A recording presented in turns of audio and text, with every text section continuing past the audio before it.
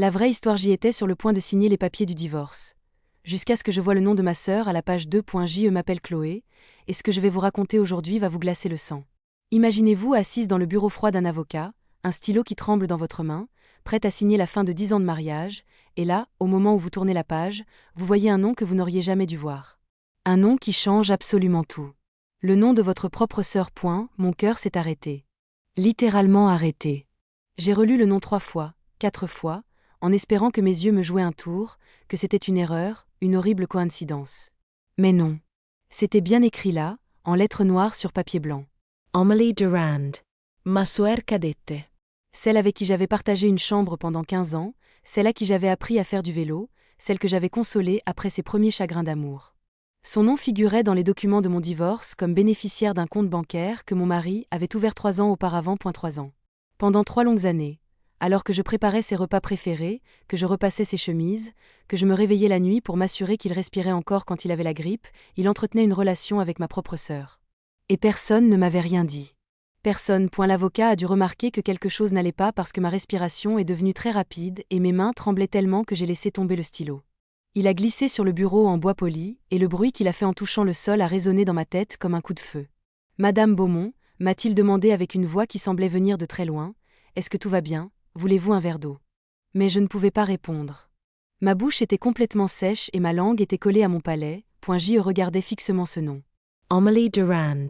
Ma petite sœur qui m'appelait tous les dimanches pour prendre de mes nouvelles, qui venait dîner chez nous au moins 2 fois par mois, qui me disait que Thomas et moi formions le couple parfait et qu'elle espérait un jour trouver un amour aussi solide que le nôtre. Tout était faux. Tout n'était qu'un mensonge gigantesque et moi, comme une idiote, je n'avais rien vu venir. Mais attendez, je vais trop vite. Laissez-moi reprendre depuis le début, parce que cette histoire est bien plus complexe et tordue que vous ne pouvez l'imaginer. Et avant de continuer, si vous appréciez ce genre d'histoire vraie qui touche le cœur et qui montre les vraies facettes de la nature humaine, prenez juste 10 secondes pour vous abonner à la chaîne. Vraiment, ça ne prend que 10 petites secondes et vous pourrez suivre plein d'autres histoires comme celle-ci, des histoires qui vous feront réfléchir sur la vie, sur les relations, sur ce que les gens sont capables de faire. Alors abonnez-vous maintenant, et revenons à mon histoire parce que je vous assure, ce que vous allez entendre va vous retourner le cerveau. Tout a commencé il y a exactement 6 mois. C'était un mardi soir. Je m'en souviens parfaitement parce que le mardi était toujours notre soirée pizza. Thomas rentrait généralement vers 19h et nous commandions une pizza que nous mangions devant la télévision en regardant notre série préférée. C'était notre petit rituel, notre moment de couple dans nos vies trop occupées. Mais ce mardi-là, Thomas n'est pas rentré à 19h. Ni à 20h. Ni à 21h. J'ai d'abord pensé qu'il était coincé au travail. Thomas est ingénieur dans une grande entreprise de construction et il lui arrivait souvent de rentrer tard quand un projet était urgent. J'ai donc réchauffé la pizza que j'avais commandée et je l'ai mangée seule devant la télévision en essayant de ne pas m'inquiéter. Mais quand 22h sont arrivées sans nouvelles de lui, j'ai commencé à avoir peur. J'ai appelé son téléphone portable 1 fois, 2 fois, 3 fois. Pas de réponse. Directement sur la messagerie vocale. À 23h, j'étais en panique totale. J'ai appelé les hôpitaux de la région en me disant qu'il avait peut-être eu un accident. Rien. Personne correspondant à son signalement n'avait été admis. J'ai même failli appeler la police, mais quelque chose m'a retenue. Une petite voix dans ma tête me disait d'attendre encore un peu. Et c'est là, à 00h30 exactement, que j'ai entendu la clé tourner dans la serrure. Thomas est entré dans l'appartement et la première chose que j'ai remarquée c'est qu'il avait l'air complètement normal. Pas stressé, pas inquiet, pas du tout conscient que je venais de passer les 4 dernières heures à m'imaginer le pire. Il a accroché sa veste dans l'entrée comme si de rien n'était et quand il m'a vu debout dans le salon, il a souri. Un sourire qui m'a fait froid dans le dos parce qu'il n'avait rien de sincère. Désolé chérie, a-t-il dit d'une voix légère, j'ai dû rester tard au bureau pour finir des plans avec l'équipe. Mon téléphone était sur silencieux et je n'ai pas vu tes appels. J'étais tellement en colère mais aussi tellement soulagée qu'il soit là, sain et sauf, que je n'ai pas insisté. Je lui ai juste dit qu'il aurait pu m'envoyer un message et il a hoché la tête en me promettant de faire attention la prochaine fois. Et voilà. Affaire classée. Ou du moins c'est ce que je croyais. Les semaines suivantes, cela a recommencé. Thomas rentrait de plus en plus tard, toujours avec la même excuse du travail. Il y avait toujours un projet urgent, toujours une réunion de dernière minute, toujours quelque chose qui l'empêchait de rentrer à une heure raisonnable. Et moi, comme une idiote, je le croyais. Pourquoi aurais-je douté de lui ? Nous étions mariés depuis 10 ans, nous nous connaissions depuis 15 ans. Nous nous étions rencontrés à l'université et nous étions tombés amoureux dès le premier regard. Du moins c'est ce que je pensais. Thomas était mon premier amour, mon premier tout. Il m'avait fait ma première déclaration avec un bouquet de roses blanches devant toute notre promotion. Il m'avait demandé en mariage sur la plage où nous avions passé nos premières vacances ensemble. Il avait pleuré le jour de notre mariage en me voyant descendre l'allée dans ma robe blanche. Comment aurais-je pu imaginer qu'il était capable de me trahir de cette façon point, mais les signes étaient là, si j'avais voulu les voir. Son téléphone qui était toujours retourné sur la table maintenant. Sa façon de s'éloigner quand il recevait un appel. Les douches qu'il prenait immédiatement en rentrant du travail. Les nouveaux sous-vêtements qu'il avait achetés alors qu'il portait les mêmes vieux caleçons depuis des années. Le parfum différent qu'il utilisait soudainement. Tous ces petits détails qui, mis bout à bout, formaient une image très claire mais que je refusais de voir pointer. Puis il y a eu ce samedi après-midi où tout a basculé. C'était le 15 mars, une date que je n'oublierai jamais. Thomas m'avait dit qu'il devait aller au bureau pour récupérer des documents importants et qu'il serait de retour dans 2 heures maximum. 2 heures sont devenues 3, puis 4, puis 5. J'ai essayé de l'appeler plusieurs fois mais encore une fois, son téléphone était éteint ou sur messagerie. J'étais tellement furieuse que j'ai décidé d'aller au bureau moi-même pour voir ce qu'il fabriquait vraiment. J'ai pris ma voiture et j'ai conduit jusqu'au grand immeuble en verre où travaillait Thomas. Le parking était presque vide, ce qui était normal un samedi. J'ai garé ma voiture et je suis montée jusqu'au 5e étage où se trouvait son bureau.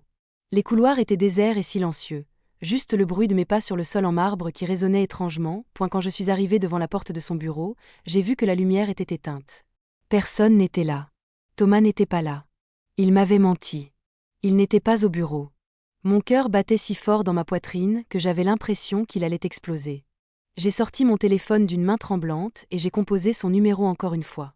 Et cette fois, miracle, il a décroché. « Allô chérie », a-t-il dit et j'ai entendu du bruit derrière lui, des voix, de la musique. « Où es-tu » lui ai-je demandé en essayant de garder mon calme. « Au bureau, pourquoi » a-t-il répondu sans hésiter. « Tu me mens » ai-je dit d'une voix que je ne reconnaissais pas. « Je suis devant ton bureau en ce moment même et tu n'es pas là. » Il y a eu un long silence au bout du fil. Un silence qui a duré une éternité, puis il a soupiré, et j'ai compris à ce moment précis que ma vie était sur le point de changer pour toujours. « D'accord Chloé » a-t-il dit d'une voix fatiguée, « tu as raison. Je ne suis pas au bureau. Je suis avec des amis dans un bar. J'avais besoin de souffler un peu. Voilà. C'était dit. Il avait menti pour aller boire avec des amis au lieu de passer du temps avec moi. Mais le pire n'était pas le mensonge, c'était la façon dont il l'avait dit, comme si c'était normal, comme si c'était moi qui exagérais en m'inquiétant pour lui. Je suis rentrée à la maison ce soir-là et j'ai pleuré pendant des heures. Thomas est rentré vers minuit, un peu éméché, et il s'est excusé mollement avant de s'effondrer dans le lit et de s'endormir immédiatement. Je suis restée éveillée toute la nuit à me demander ce qui était arrivé à notre couple, à nous. Quand avions-nous cessé d'être une priorité l'un pour l'autre? Quand avais-je cessé d'être importante pour lui? Le lendemain matin, j'ai essayé d'avoir une conversation sérieuse avec lui. Je lui ai dit que je sentais qu'il s'éloignait de moi, que nos soirées pizza me manquaient, que j'avais l'impression que nous étions devenus des colocataires plutôt qu'un couple. Il m'a écouté en silence en buvant son café, puis il a hoché la tête et m'a dit qu'il ressentait la même chose et que nous devrions faire plus d'efforts tous les deux. J'ai été soulagée. J'ai cru que nous allions arranger les choses. Pendant les 2 semaines suivantes, Thomas a vraiment fait des efforts.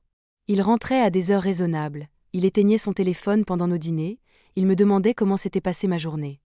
J'ai cru que nous étions de nouveau sur la bonne voie.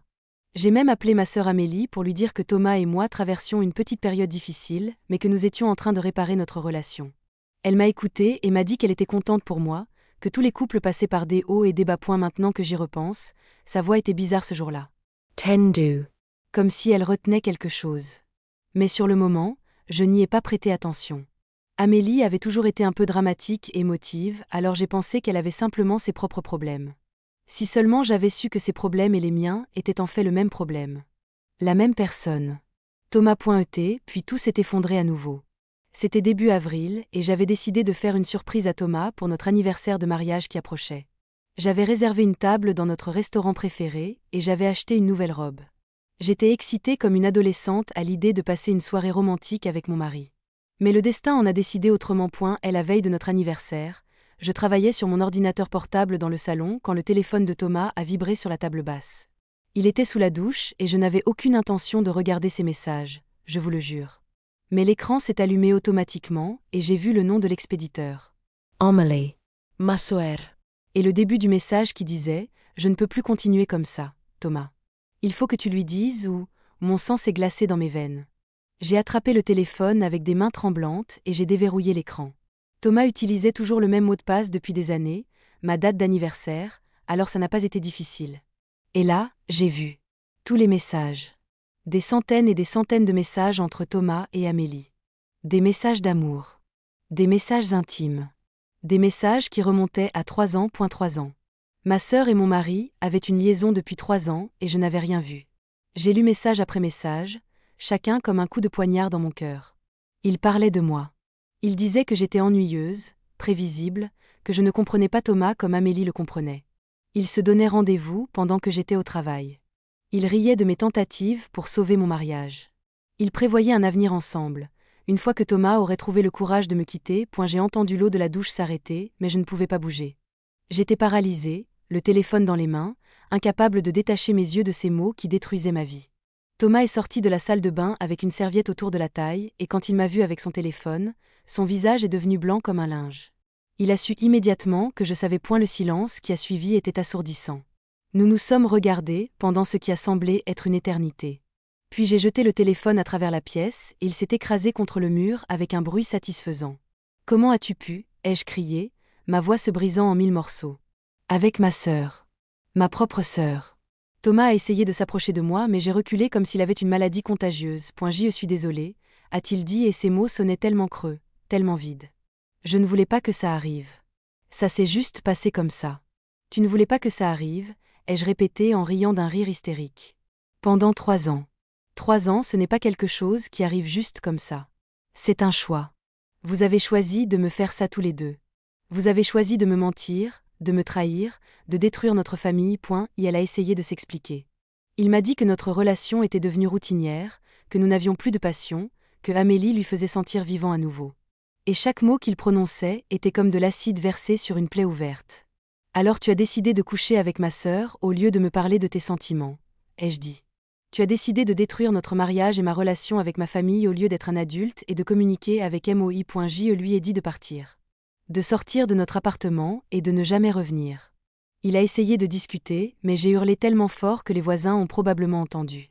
Il a finalement ramassé quelques affaires et il est parti.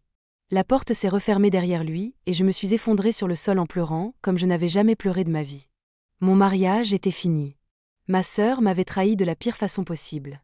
Ma vie entière s'écroulait autour de moi. La première personne que j'ai appelée, stupidement, a été Amélie. Je pense que j'avais besoin d'entendre de sa bouche pourquoi elle avait fait ça. Pourquoi elle m'avait poignardée dans le dos de cette façon. Elle a décroché après 3 sonneries et j'ai tout de suite su qu'elle savait que je savais. Sa voix était petite et tremblante quand elle a dit allô. « Comment as-tu pu » lui ai-je demandé sans même dire bonjour. « Comment as-tu pu me faire ça à moi, ta propre sœur ?» Elle a commencé à pleurer. Des sanglots pathétiques qui n'ont fait qu'augmenter ma rage. « Je suis désolée Chloé » a-t-elle dit entre deux hoquets. Je ne voulais pas tomber amoureuse de lui, mais c'est arrivé et je n'ai pas pu m'en empêcher. Tu n'as pas pu t'en empêcher, ai-je répété. Pendant 3 ans, tu n'as pas pu t'empêcher de coucher avec mon mari. Pendant 3 ans, tu n'as pas pu t'empêcher de venir dîner chez nous et de me regarder dans les yeux en sachant ce que tu faisais. Elle m'a dit que Thomas, et elle était vraiment amoureux, qu'il n'avait jamais voulu me faire du mal, mais que l'amour était plus fort qu'eux. J'ai raccroché. Je n'avais pas besoin d'entendre ces excuses bidons. J'ai bloqué son numéro immédiatement. Puis j'ai appelé ma mère. Si quelqu'un devait être de mon côté dans cette histoire, c'était bien ma mère. Mais la conversation avec elle a été encore plus dévastatrice que celle avec Amélie. Maman savait. Elle savait depuis 6 mois. Amélie s'était confiée à elle en lui faisant promettre de ne rien me dire, de la laisser gérer la situation à sa façon. Ma propre mère avait gardé ce secret, m'avait regardé dans les yeux pendant tous ces dimanches en famille en sachant que mon mari me trompait avec ma sœur, et elle n'avait rien dit. J'étais entourée de traîtres. Ma famille entière m'avait trahi. Pourquoi ai-je demandé à ma mère d'une voix brisée. Pourquoi tu ne m'as rien dit? Elle a essayé de m'expliquer qu'elle ne voulait pas détruire notre famille, qu'elle espérait qu'Amélie mettrait fin à cette histoire avant que je ne découvre tout. Elle pensait protéger tout le monde, mais elle n'a fait que me trahir moi aussi. J'ai raccroché et je me suis rendu compte que je n'avais plus personne. Plus de mari, plus de sœur, plus de mère en qui avoir confiance. Les jours suivants ont été les plus sombres de ma vie. Je n'allais pas travailler, je ne mangeais presque pas, je restais au lit à fixer le plafond en me demandant comment ma vie avait pu devenir un tel cauchemar. Thomas m'a envoyé des dizaines de messages auxquels je n'ai pas répondu.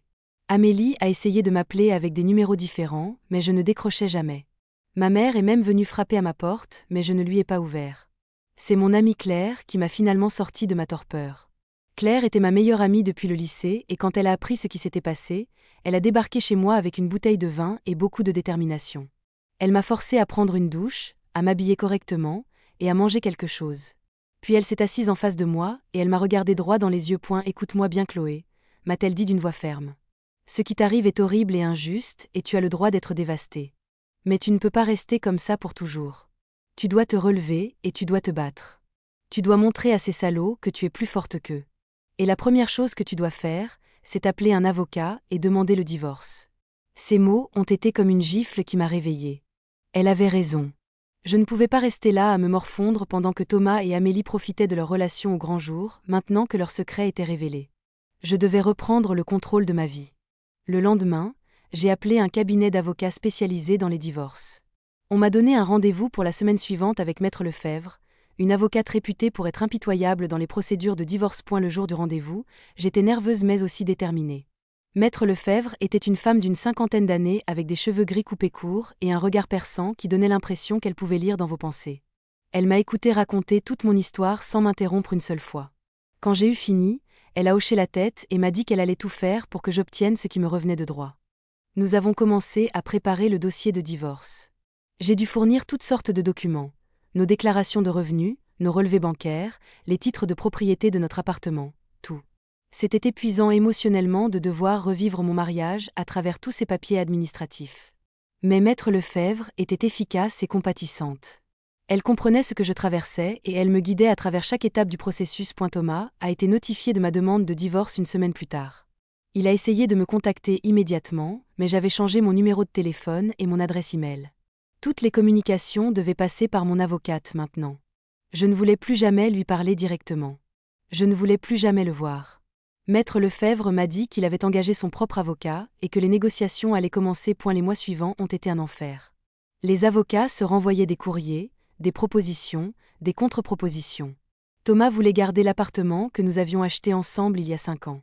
Il disait que c'était lui qui avait payé la plus grande partie de la compte, donc il devrait le garder. Mais Maître Lefebvre a rapidement sorti tous les relevés bancaires montrant que j'avais contribué équitablement à toutes les dépenses du ménage pendant nos 10 années de mariage. Il y avait aussi la question des comptes bancaires communs. Thomas avait vidé un de nos comptes d'épargne juste après que je lui ai demandé de partir. 15 000 € avaient disparu. Quand Maître Lefebvre l'a confronté là-dessus, son avocat a dit que Thomas avait simplement transféré l'argent sur un compte personnel pour le protéger pendant la procédure de divorce. Protéger l'argent de quoi? De moi, sa femme légitime. C'était du vol pur et simple, mais le pire était encore à venir. Un jour, Maître Lefebvre m'a appelé pour me dire qu'elle avait découvert quelque chose d'inquiétant. En épluchant les relevés bancaires de Thomas, elle avait trouvé des transferts réguliers vers un compte qu'elle n'arrivait pas à identifier. Des sommes importantes, entre 500 et 1 000 € par mois, qui partaient de notre compte commun depuis 3 ans. 3 ans, encore une fois ce chiffre maudit. Elle a creusé plus profondément, et c'est là qu'elle a découvert l'existence d'un compte bancaire secret. Un compte que Thomas avait ouvert à mon insu et sur lequel il transférait de l'argent chaque mois.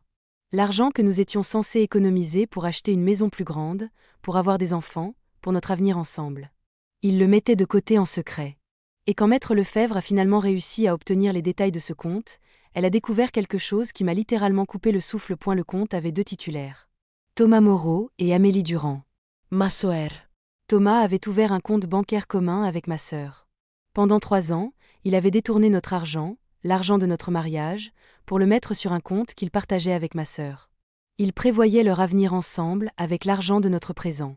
C'était tellement calculé, tellement froid, tellement cruel que je n'arrivais pas à y croire. Maître Lefebvre m'a dit que c'était une preuve en or pour notre dossier. Non seulement Thomas m'avait trompé, mais il avait aussi détourné nos fonds communs. Le juge ne serait pas clément avec lui. Nous avons immédiatement ajouté cette information à notre demande de divorce et nous avons réclamé que tout l'argent de ce compte secret me revienne, plus des dommages et intérêts pour la détresse émotionnelle causée par cette trahison. Les semaines suivantes, les avocats de Thomas ont essayé de minimiser l'importance de ce compte. Ils disaient que Thomas avait le droit de faire ce qu'il voulait avec son argent, que techniquement il n'avait rien fait d'illégal. Mais Maître Lefebvre était implacable. Elle a démontré que l'argent venait de notre compte commun, donc c'était aussi mon argent. Elle a démontré que Thomas avait caché l'existence de ce compte, ce qui constituait une fraude maritale. Elle a démontré que ce compte avait été ouvert spécifiquement pour financer une relation extra-conjugale. Le juge a finalement fixé une date pour l'audience de divorce. 6 mois après avoir découvert la trahison de Thomas et Amélie, j'allais enfin pouvoir tourner la page officiellement. J'étais nerveuse, mais aussi soulagée. Je voulais juste que tout ça se termine. Je voulais récupérer ma vie et recommencer de zéro sans ces personnes toxiques autour de moi. La veille de l'audience, Maître Lefebvre m'a appelé pour me donner les dernières instructions. Elle m'a dit d'arriver tôt au tribunal, de m'habiller de manière professionnelle mais pas trop formelle, et surtout de rester calme quoi qu'il arrive. Elle m'a dit que Thomas serait là avec son avocat et que je devrais probablement le voir pour la première fois depuis des mois. Elle m'a demandé si j'étais prête et j'ai dit oui même si je n'étais pas sûre du tout. Le jour de l'audience, je me suis réveillée à 5 heures du matin avec un nœud dans l'estomac. Je n'ai pas pu avaler mon petit déjeuner. J'ai passé 1 heure à choisir ma tenue, puis à me maquiller pour cacher mes cernes et mes yeux rouges. Claire est venue me chercher pour me conduire au tribunal parce que j'étais trop nerveuse pour conduire moi-même. Dans la voiture, elle m'a tenu la main et m'a dit que tout allait bien se passer. Quand nous sommes arrivés au palais de justice, j'ai vu Thomas debout devant l'entrée avec son avocat. Mon cœur a fait un bond dans ma poitrine. Il avait l'air fatigué et amaigri. Ses cheveux étaient plus longs que d'habitude et il avait des cernes sous les yeux. Pendant une fraction de seconde, j'ai ressenti de la pitié pour lui. Mais puis je me suis souvenue de tout ce qu'il m'avait fait et cette pitié s'est transformée en rage froide. Je suis passée devant lui sans le regarder et je suis entrée dans le bâtiment avec Claire et Maître Lefebvre. La salle d'audience était petite et austère avec des murs beiges et des rangées de chaises en bois. Le juge, un homme d'une 60aine d'années avec des lunettes et une expression sévère, était déjà installé derrière son bureau. Maître Lefebvre m'a fait asseoir à une table face au juge et elle s'est installée à côté de moi. De l'autre côté de l'allée, Thomas et son avocat ont pris place à leur propre table.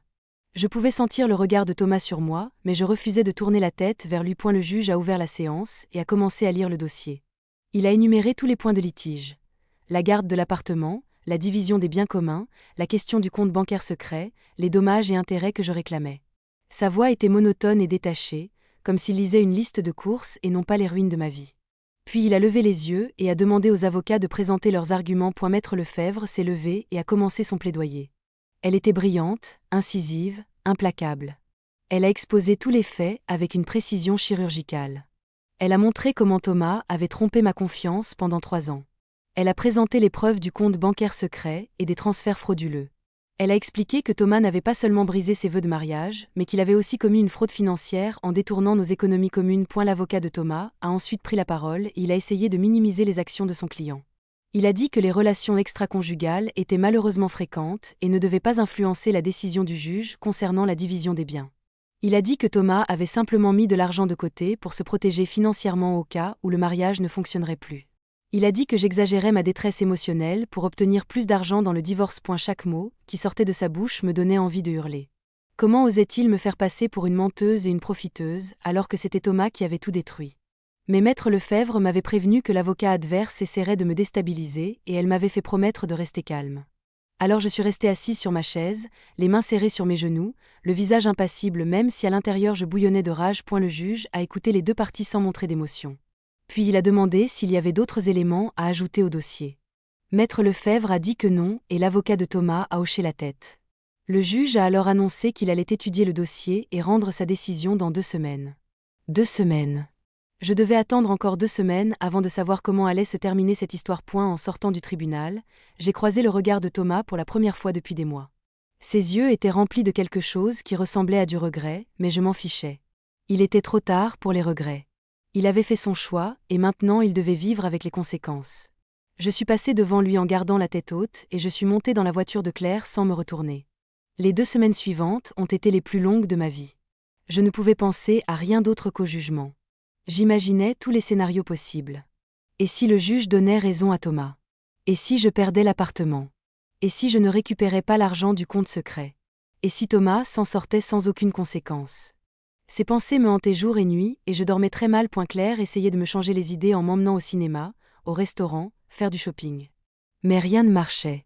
J'étais obsédée par l'attente du jugement. Et puis finalement, le jour est arrivé. Maître Lefebvre m'a appelé un matin et m'a dit que le jugement était prêt et que nous avions rendez-vous au tribunal l'après-midi même pour l'entendre. Mon cœur battait si fort que j'avais l'impression qu'il allait sortir de ma poitrine. Je suis arrivée au tribunal 1 heure en avance. Thomas était déjà là avec son avocat. Nous nous sommes assis aux mêmes places que lors de l'audience précédente. Le juge est entré et nous nous sommes tous levés. Il s'est assis, a ouvert un dossier et a commencé à lire son jugement. Sa voix résonnait dans la salle silencieuse et chaque mot semblait durer une éternité. Le juge a d'abord parlé de la dissolution du mariage. Il a prononcé le divorce au tort exclusif de Thomas, en raison de son adultère prouvé et de ses manquements graves à ses devoirs d'époux.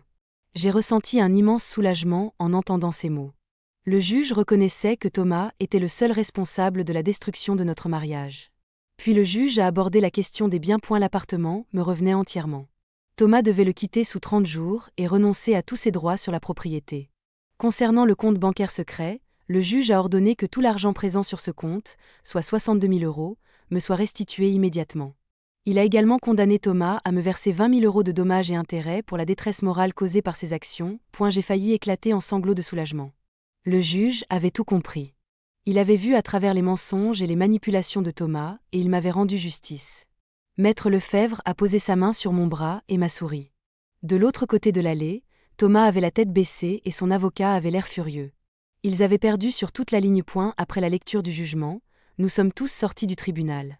Thomas a essayé de s'approcher de moi, mais Maître Lefebvre s'est interposé et lui a dit que toute communication devait passer par elle. Il a hoché la tête et il est parti avec son avocat. Je l'ai regardé s'éloigner et j'ai réalisé que c'était vraiment fini. Mon mariage était officiellement terminé. J'étais libre. Mais l'histoire ne s'arrête pas là. Vous vous souvenez du début de mon récit, quand je vous ai parlé de voir le nom de ma sœur sur la page 2 des papiers du divorce. Eh bien, laissez-moi vous expliquer ce qui s'est passé exactement ce jour-là, parce que c'est là que tout a pris une tournure encore plus sombre et inattendue. Quelques jours après le jugement du divorce, Maître Lefebvre m'a appelé pour me dire qu'il y avait encore quelques documents administratifs à signer pour finaliser complètement la procédure. Des papiers concernant le transfert de propriété de l'appartement et la fermeture des comptes bancaires communs. Elle m'a donné rendez-vous à son cabinet un mercredi après midi. Je suis arrivée à son cabinet vers 14 heures. Sa secrétaire m'a fait entrer dans son bureau où Maître Lefebvre m'attendait avec une pile de documents devant elle. « Asseyez-vous Chloé », m'a-t-elle dit avec un sourire. « Nous avons presque terminé. Il ne reste plus que quelques signatures et vous serez complètement libre de Thomas et de cette histoire. » J'ai souri en retour et je me suis assise face à elle. Elle a poussé les documents vers moi et m'a tendu un stylo. Elle m'a expliqué brièvement ce que chaque document signifiait et où je devais signer. J'ai commencé à signer machinalement, page après page, sans vraiment lire. J'avais confiance en Maître Lefebvre et je voulais juste en finir avec tout ça. Mais quand je suis arrivée à la page 2 d'un document concernant la liquidation des comptes bancaires, mes yeux sont tombés sur un nom que je n'attendais pas de voir. Amélie Durand. Bénéficiaire secondaire du compte numéro 843 215. Mon cœur s'est arrêté. J'ai relu le nom plusieurs fois. C'était bien le nom de ma sœur. Mais qu'est-ce que cela signifiait? Pourquoi son nom apparaissait-il sur ces documents? J'ai levé les yeux vers Maître Lefebvre qui me regardait avec une expression inquiète. Qu'est-ce que c'est? Ai-je demandé en pointant le nom d'Amélie sur le document. Maître Lefebvre a soupiré et s'est enfoncé dans son fauteuil. C'est exactement pour ça que je voulais vous voir en personne aujourd'hui, a-t-elle dit. J'ai découvert quelque chose hier soir en examinant les derniers relevés bancaires de Thomas. Quelque chose que je devais vous montrer avant que vous ne signiez ces documents. Elle a sorti un autre dossier de son tiroir et l'a ouvert devant moi. C'étaient des relevés bancaires du compte secret que Thomas partageait avec Amélie. Mais ces relevés étaient plus récents que ceux que nous avions examinés lors du procès. Ils dataient des 3 derniers mois. Et ce que j'ai vu m'a complètement bouleversé. Thomas avait continué à verser de l'argent sur ce compte même après que j'ai découvert leur liaison. Même après que je lui ai demandé le divorce. Même pendant la procédure de divorce. Il avait transféré des sommes encore plus importantes qu'avant. 15 000 euros en janvier. 20 000 euros en février. 18 000 euros en mars. Au total, plus de 50 000 euros avaient été ajoutés au compte pendant la procédure de divorce. Mais ce n'était pas tout. Maître Lefebvre a tourné la page et m'a montré autre chose. Des retraits importants avaient été effectués sur ce compte dans les dernières semaines. Des retraits faits par Amélie. Elle avait retiré 35 000 euros en espèces. Qu'est-ce que ça veut dire? Ai-je demandé même si je commençais à comprendre.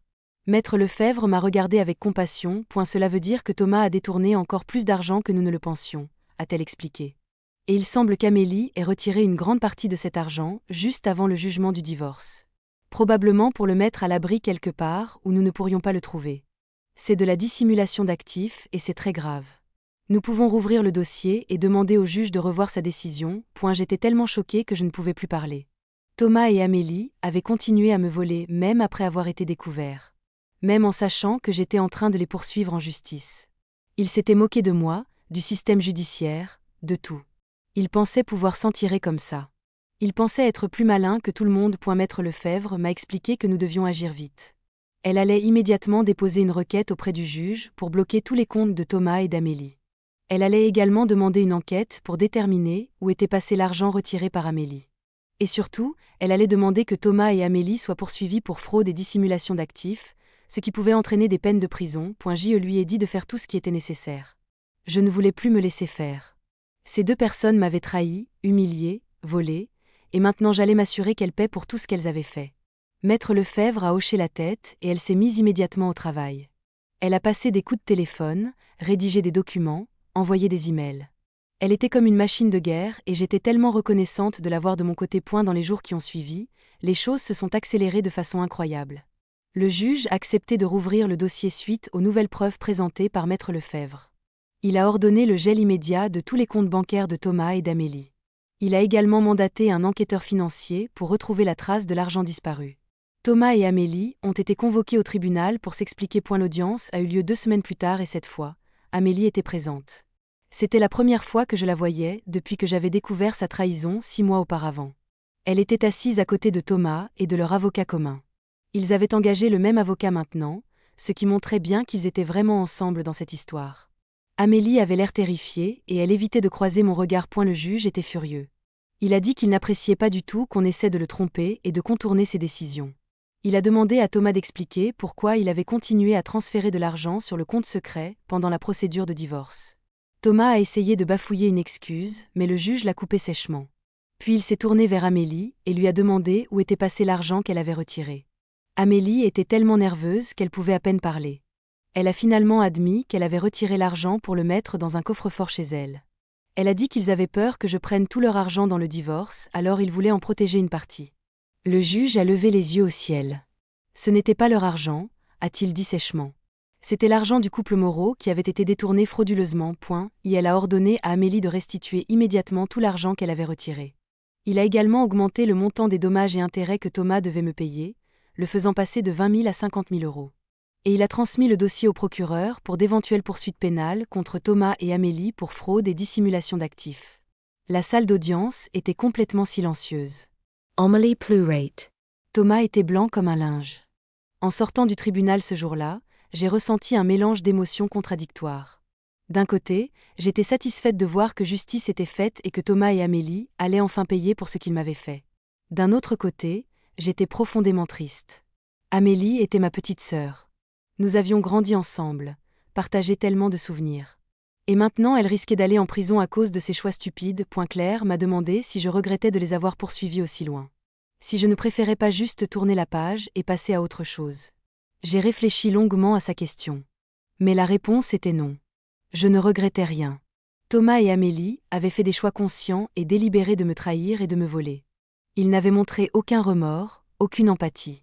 Ils avaient continué à me mentir et à me voler même après avoir été découverts. Ils méritaient ce qui leur arrivait. Les semaines suivantes, l'enquête financière a progressé. L'enquêteur a découvert que Thomas avait ouvert encore d'autres comptes secrets dans différentes banques. Il avait détourné au total plus de 120 000 euros de nos économies communes sur une période de 4 ans.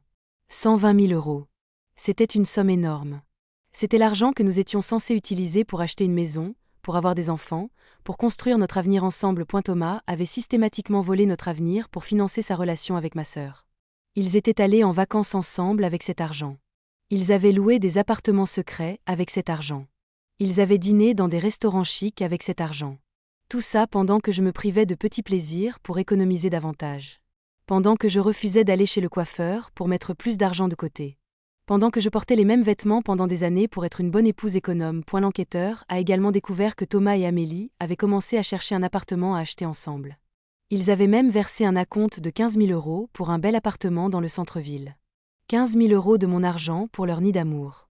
Quand Maître Lefebvre m'a montré les documents prouvant cet achat, j'ai senti une rage que je n'avais jamais ressentie auparavant m'envahir complètement. Maître Lefebvre a immédiatement contacté le vendeur de l'appartement et lui a expliqué la situation. Elle lui a montré que l'argent utilisé pour la compte avait été obtenu frauduleusement et elle a demandé l'annulation de la vente. Le vendeur, un homme âgé qui avait l'air très embarrassé par toute cette histoire, a accepté d'annuler la vente et de restituer la compte. Cet argent a été ajouté au montant total que Thomas et Amélie devaient me rembourser. Pendant ce temps, le procureur avait décidé de poursuivre Thomas et Amélie au pénal. Ils ont été inculpés d'escroquerie, de détournement de fonds et de dissimulation d'actifs. Leur procès pénal a été fixé pour 3 mois plus tard. Maître Lefebvre m'a expliqué que s'ils étaient reconnus coupables, ils risquaient jusqu'à 5 ans de prison et des amendes importantes. J'ai dû témoigner lors du procès pénal. C'était extrêmement difficile de me retrouver face à Thomas et Amélie dans une salle de tribunal encore une fois. Mais cette fois, je n'étais plus la victime tremblante et brisée que j'avais été 6 mois auparavant. J'avais eu le temps de guérir, de me reconstruire. J'étais plus forte maintenant. Et j'étais déterminée à raconter ma vérité. Le procureur m'a demandé de raconter toute l'histoire depuis le début. J'ai parlé de notre mariage, de comment Thomas était devenu distant, de mes soupçons, de la découverte des messages, du compte bancaire secret. J'ai parlé de la trahison de ma sœur et de ma mère qui avaient gardé le secret. J'ai parlé de tous les mensonges et de toute la manipulation. Ma voix ne tremblait pas. Mes yeux ne pleuraient pas. J'étais calme et posée et je disais la vérité. L'avocat de la défense a essayé de me déstabiliser pendant le contre-interrogatoire. Il m'a demandé si je n'étais pas une épouse négligente qui avait poussé Thomas dans les bras d'une autre femme. Il m'a demandé si je ne dramatisais pas la situation pour obtenir plus d'argent. Il m'a même suggéré que peut-être j'avais moi aussi des aventures extra-conjugales et que j'étais juste jalouse que Thomas ait été pris en flagrant délit. Ces questions étaient offensantes et blessantes, mais je suis restée calme. J'ai répondu à chaque question avec dignité et honnêteté. Puis ça a été le tour de Thomas et d'Amélie de témoigner. Thomas a essayé de se faire passer pour une victime. Il a dit qu'il était tombé amoureux d'Amélie sans le vouloir et qu'il n'avait jamais eu l'intention de me faire du mal. Il a dit qu'il avait mis de l'argent de côté parce qu'il savait que notre mariage était fini et qu'il voulait avoir de quoi recommencer une nouvelle vie. Il a dit qu'il regrettait la façon dont les choses s'étaient passées, mais qu'on ne peut pas contrôler ses sentiments. Le procureur l'a démoli. Il lui a montré tous les relevés bancaires prouvant les détournements de fonds. Il lui a demandé pourquoi, s'il voulait juste économiser pour une nouvelle vie, il n'avait pas simplement demandé le divorce au lieu de voler son épouse pendant des années. Il lui a demandé comment il pouvait prétendre ne pas avoir voulu me faire du mal alors qu'il avait consciemment et délibérément trompé ma confiance et volé mon argent. Thomas n'avait pas de réponse satisfaisante à ces questions. Ensuite Amélie a témoigné, et c'était encore plus pathétique. Elle a pleuré pendant tout son témoignage. Elle a dit qu'elle était désolée, qu'elle n'avait jamais voulu me faire du mal, que l'amour l'avait aveuglée. Elle a dit qu'elle savait que ce qu'elle avait fait était mal, mais qu'elle ne pouvait pas s'en empêcher. Elle a supplié le juge d'être clément avec elle en disant qu'elle avait déjà perdu sa sœur et sa famille à cause de cette histoire et que c'était une punition suffisante. Mais le procureur n'a pas été tendre avec elle non plus. Il lui a rappelé qu'elle n'avait pas seulement eu une liaison avec mon mari, mais qu'elle avait aussi participé activement au détournement de fonds. Elle avait accepté que Thomas mette de l'argent sur leur compte commun. Elle avait retiré 35 000 € en espèces pour les cacher. Elle avait utilisé cet argent volé pour partir en vacances, pour acheter des vêtements, pour vivre une belle vie. Ce n'était pas de l'amour aveugle, c'était de la cupidité consciente. Le procès a duré 3 jours. Le jury s'est retiré pour délibérer pendant 6 heures. Quand ils sont revenus avec leur verdict, toute la salle était silencieuse. Le président du jury s'est levé et a lu le verdict.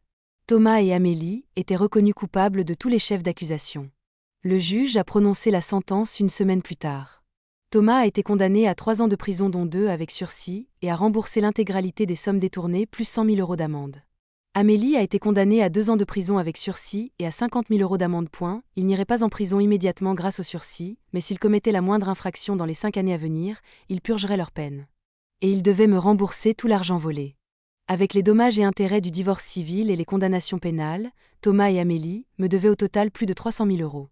Une somme qu'ils mettraient probablement des années à rembourser. Quand le juge a prononcé la sentence, j'ai ressenti un immense soulagement. C'était fini. Vraiment fini. Justice avait été rendue. Thomas et Amélie allaient payer pour leurs crimes.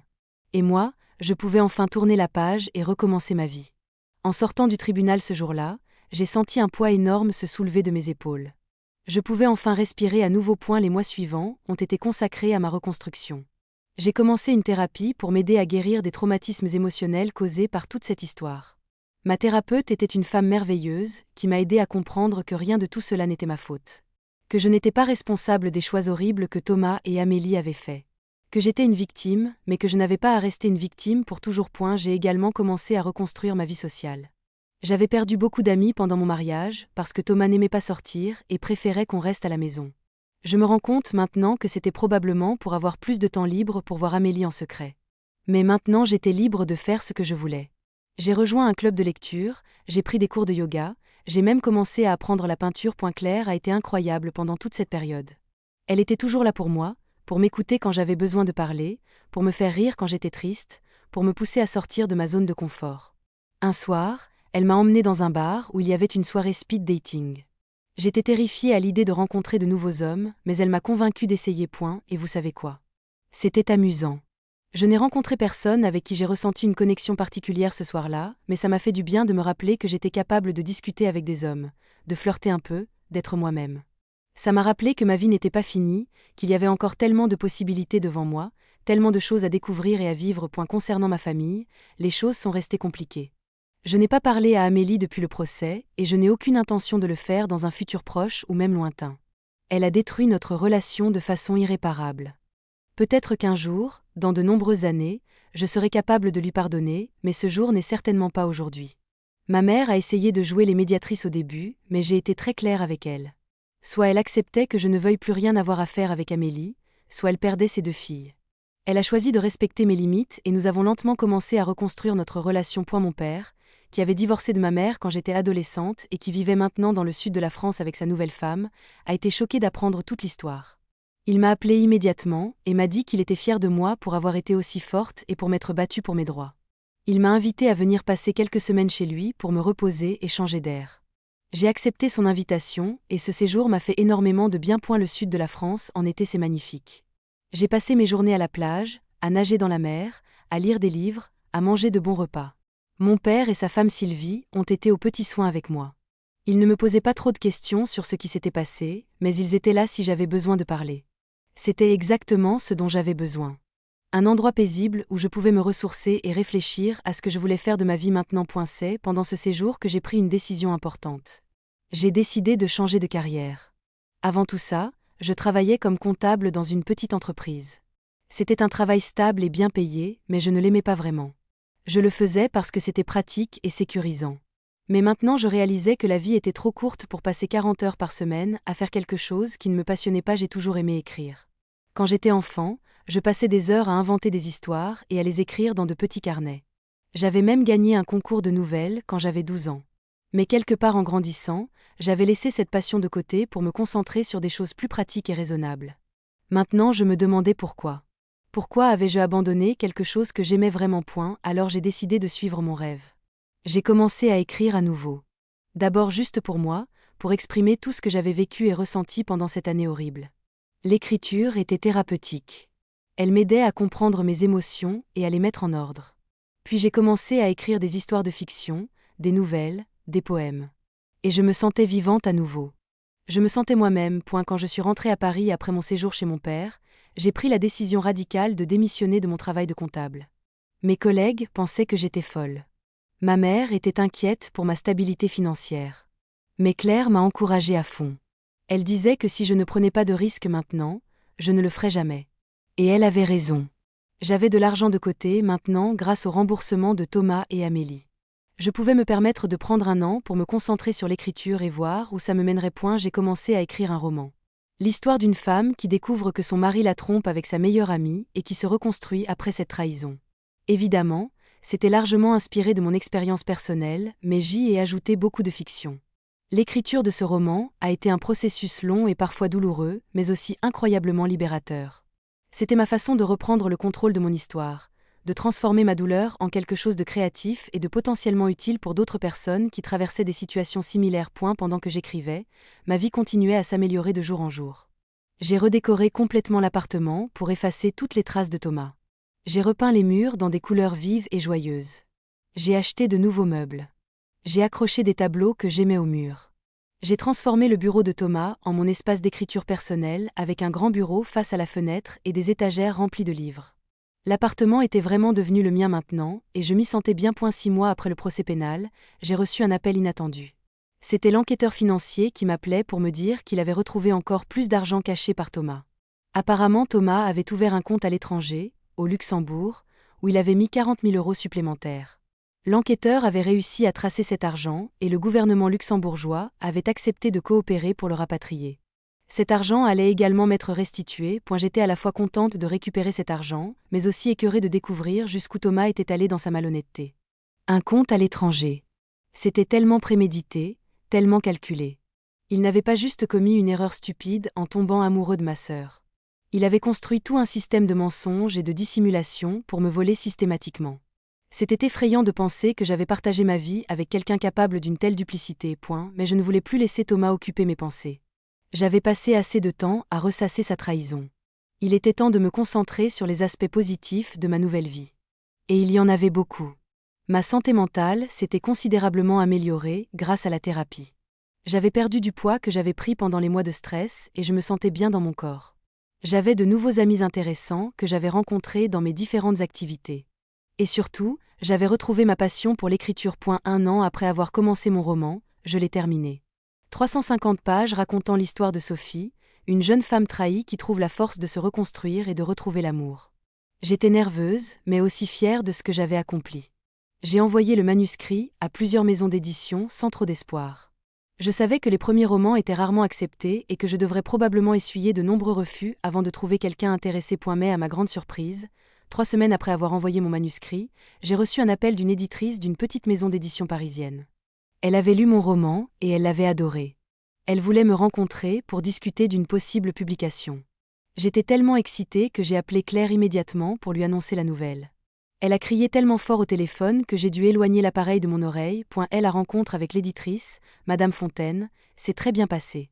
Elle m'a dit que mon roman était émouvant et authentique, que les lecteurs pourraient vraiment s'identifier à Sophie et à son parcours.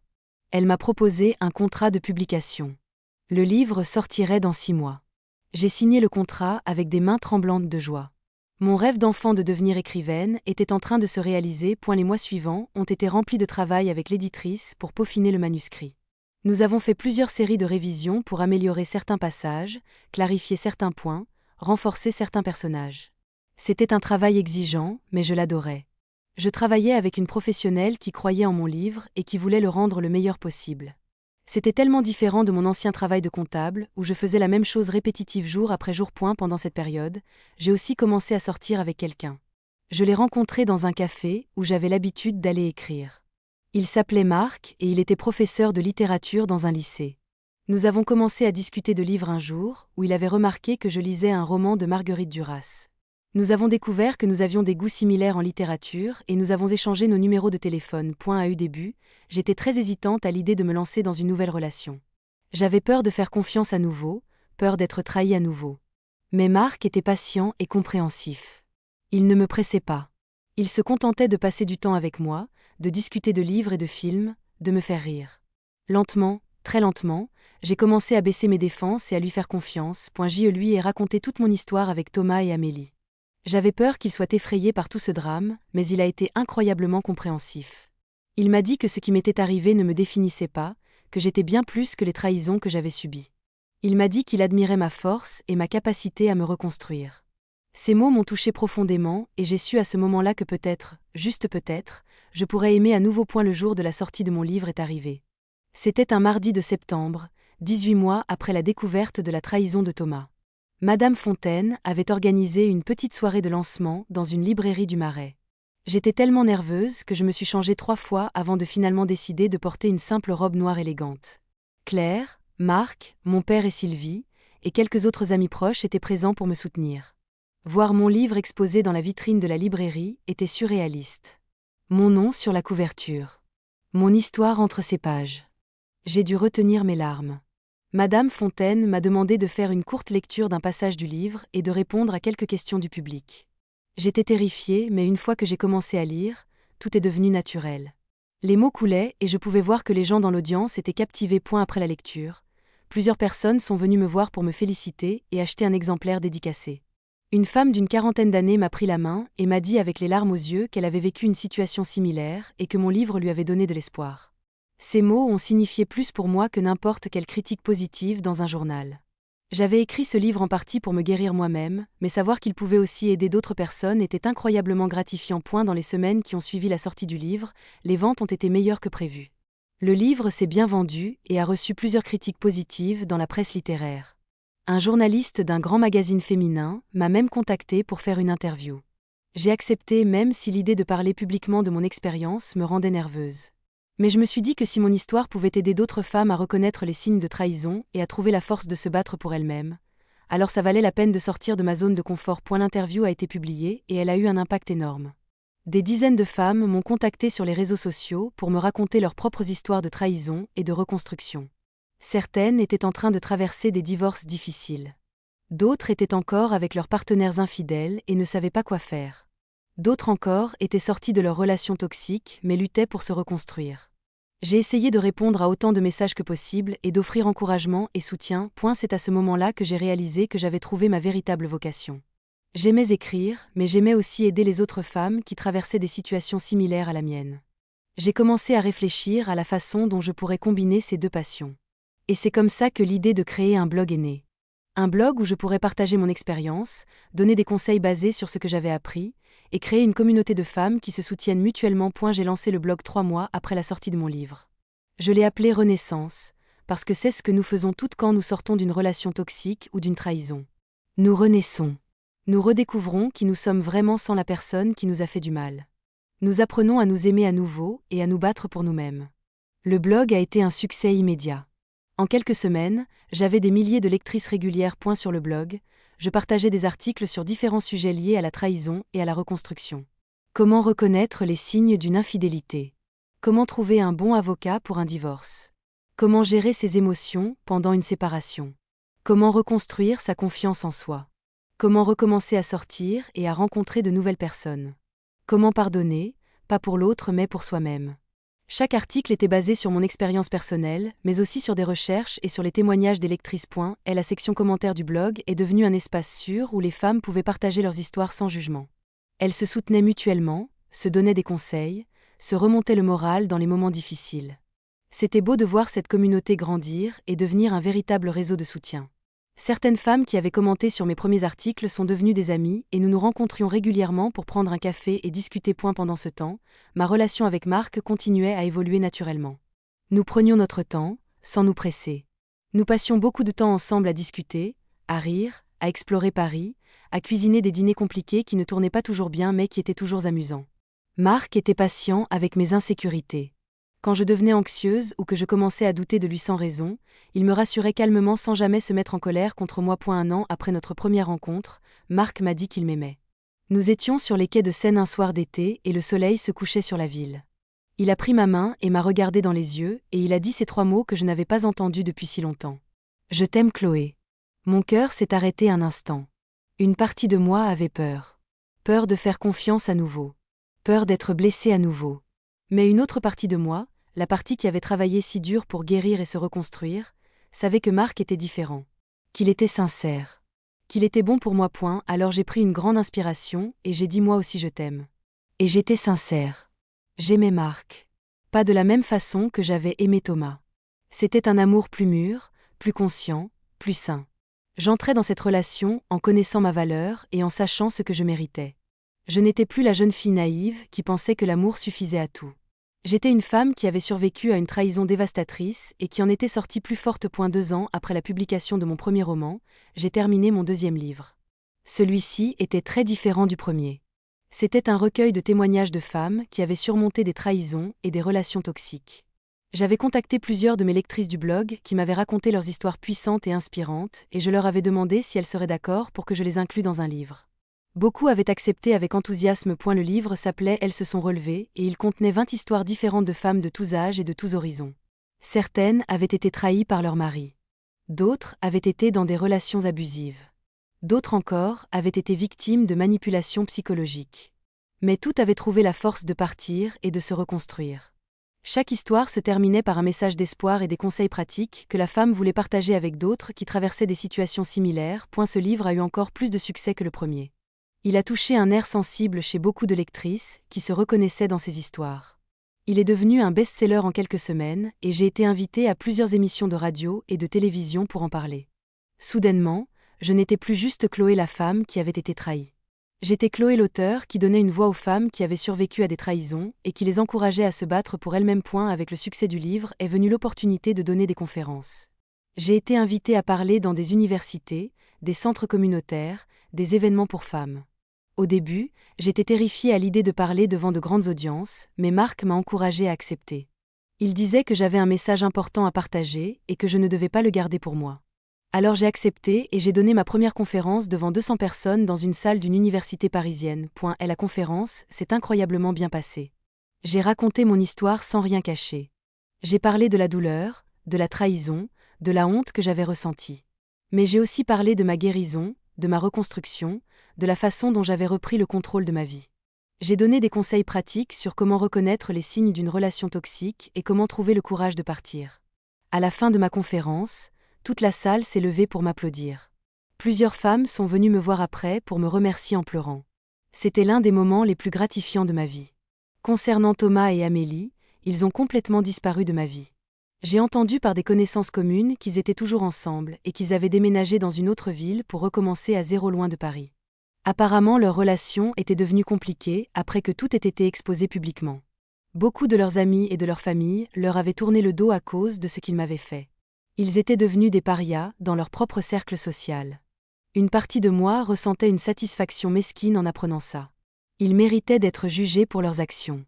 Mais une autre partie de moi, la partie qui avait grandi et guéri, ne ressentait plus rien. Je ne les haïssais plus. Je ne passais plus mes nuits à imaginer des façons de me venger. Ils n'occupaient plus mes pensées. Ils étaient devenus insignifiants dans ma nouvelle vie. C'était la meilleure revanche possible. Vivre bien sans eux. Oma payait régulièrement les mensualités de remboursement de l'argent qu'il me devait. L'avocat de Maître Lefebvre gérait tout ça, donc je n'avais même pas à interagir avec lui directement.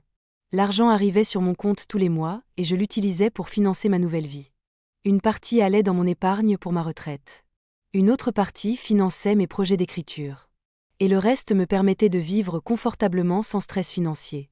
Ma relation avec ma mère s'était améliorée avec le temps, mais elle ne serait jamais ce qu'elle était avant.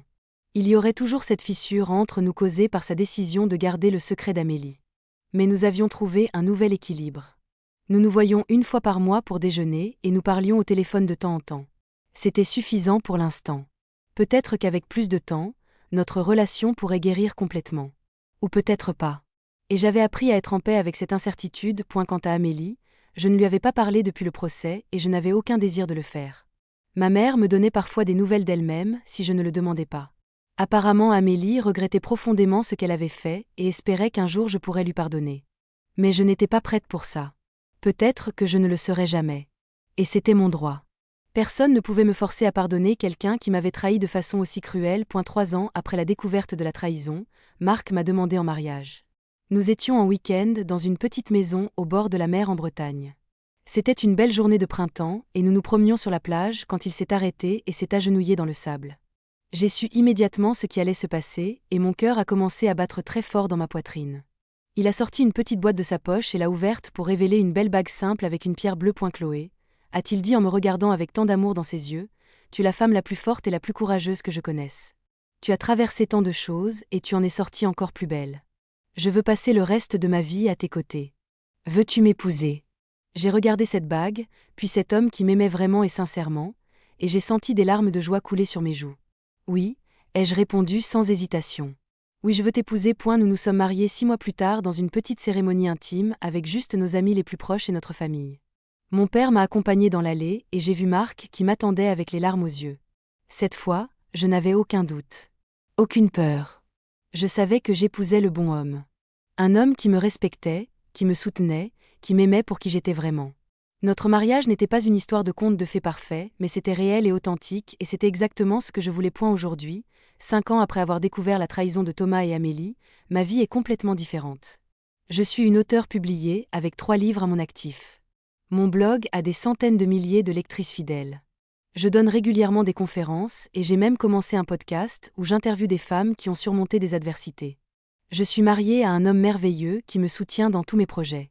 Et surtout, je suis heureuse. Vraiment heureuse. Ce que je veux que vous reteniez de mon histoire, c'est que la trahison ne vous définit pas. Les actions horribles que les autres commettent contre vous ne déterminent pas votre valeur. Vous êtes bien plus que ce qui vous est arrivé. Vous avez le pouvoir de vous reconstruire, de vous réinventer, de créer une vie encore plus belle que celle que vous aviez avant. Ça prend du temps. Ça demande du courage. Ça nécessite parfois de l'aide professionnelle. Mais c'est possible. Je suis la preuve vivante que c'est possible. Et si vous traversez actuellement une situation similaire à celle que j'ai vécue, je veux que vous sachiez que vous n'êtes pas seul. Des milliers de femmes ont vécu des trahisons et elles ont survécu et prospéré. Vous avez le droit d'être en colère. Vous avez le droit de pleurer.